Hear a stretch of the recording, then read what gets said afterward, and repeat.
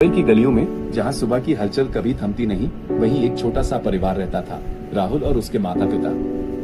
राहुल के पिता एक सब्जी विक्रेता थे जो हर सुबह ताजी सब्जियां लेकर शहर के बाजार में जाते। उनकी दुकान छोटी थी लेकिन मेहनत बड़ी थी। राहुल का बचपन बहुत सामान्य था। वो रोज अपने पिता की दुकान पर जाकर सब्जियां लगाता और स्कूल भी जाता। स्कूल में वो बहुत अच्छा छात्र था, लेकिन उसके सपने उससे भी बड़े थे जो उसका परिवार देख पाता था। उसे पता था कि सब्जी की दुकान से जिंदगी तो चल सकती है, लेकिन वो कुछ अलग करना चाहता था। एक दिन स्कूल में एक विज्ञान प्रदर्शनी हुई। राहुल ने अपनी मेहनत से एक सोलर पैनल मॉडल बनाया था जो बिना बिजली के चल सकता था। जब उसने अपने मॉडल को प्रदर्शित किया तो कई लोग प्रभावित हुए। उसकी शिक्षिका ने उसे बड़े शहर की एक प्रतिष्ठित इंजीनियरिंग कॉलेज के लिए तैयार होने को कहा। राहुल के मन में पहली बार गहरी चाह जागी।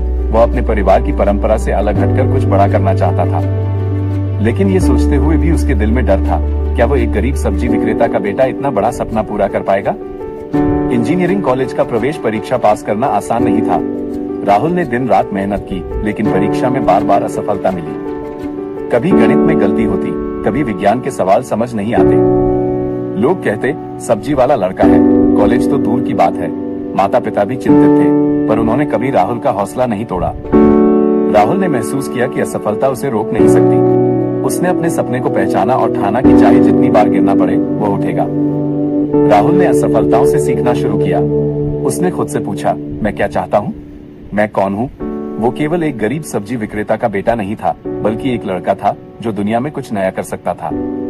उसने अपने अध्ययन के तरीके बदले, रोजाना 3 घंटे अतिरिक्त पढ़ाई शुरू की और ऑनलाइन वीडियो देखकर मुश्किल विषयों को समझने लगा।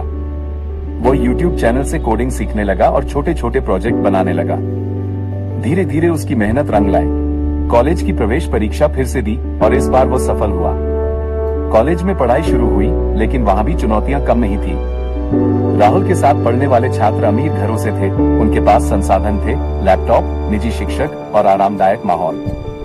राहुल को सब्जी की दुकान में काम भी करना था ताकि परिवार का खर्चा पूरा हो सके। राहुल ने कभी हार नहीं मानी। उसने कॉलेज लाइब्रेरी में शाम तक पढ़ाई की और सुबह जल्दी उठकर अपनी जिम्मेदारियां निभाई। कभी कभी थकावट इतनी बढ़ जाती कि वह खुद को कमजोर समझने लगता, लेकिन उसकी माँ की एक बात उसे आगे बढ़ने की ताकत देती। बेटा, जब तक तू खुद को पहचान नहीं लेता, दुनिया तुझे नहीं जान पाएगी। कॉलेज के अंतिम वर्ष में राहुल ने एक ऐसा प्रोजेक्ट तैयार किया जो जल संकट को कम करने में मदद करता था। ये प्रोजेक्ट उसने गाँव के लिए बनाया था, जहाँ पानी की किल्लत थी। इस प्रोजेक्ट को राष्ट्रीय स्तर पर सराहा गया और राहुल को इनोवेशन अवार्ड मिला। अब राहुल केवल सब्जी वाले लड़के का बेटा नहीं था, वो एक पहचान बन चुका था। एक ऐसा युवा जिसने अपने संघर्ष से साबित किया कि असली ताकत हमारी सोच और पहचान में छुपी है। अवार्ड मिलने के बाद राहुल ने अपने गांव और परिवार के लिए भी काम करना शुरू किया। उसने अपने पिता की दुकान के पास एक छोटा सा सेंटर खोला जहां वो बच्चों को मुफ्त में पढ़ाता और उन्हें प्रेरित करता। उसने साबित किया कि खुद को पहचानना ही सफलता की पहली सीढ़ी है। जब तक हम अपने अंदर की शक्ति और प्रतिभा को नहीं जानेंगे, दुनिया हमारी काबिलियत को नहीं जान पाएगी।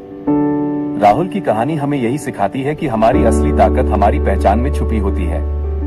चाहे हम किसी भी स्थिति से आते हों, अपनी पहचान को समझना और स्वीकारना ही सबसे बड़ी जीत है। अगर हम खुद को समझ जाएं, अपनी खूबियों और कमजोरियों को पहचान लें, तो कोई भी बाधा हमें रोक नहीं सकती। तब दुनिया भी हमें पहचानती है, सम्मान देती है और हमारी काबिलियत को मानती है। दोस्तों, याद रखिए, आपके अंदर वह सारी शक्ति है जो दुनिया को बदल सकती है। लेकिन इसके लिए जरूरी है कि आप सबसे पहले खुद को जानें, अपने सपनों को पहचानें और कभी हार न मानें।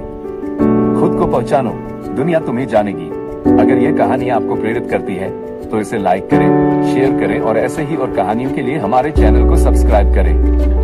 धन्यवाद।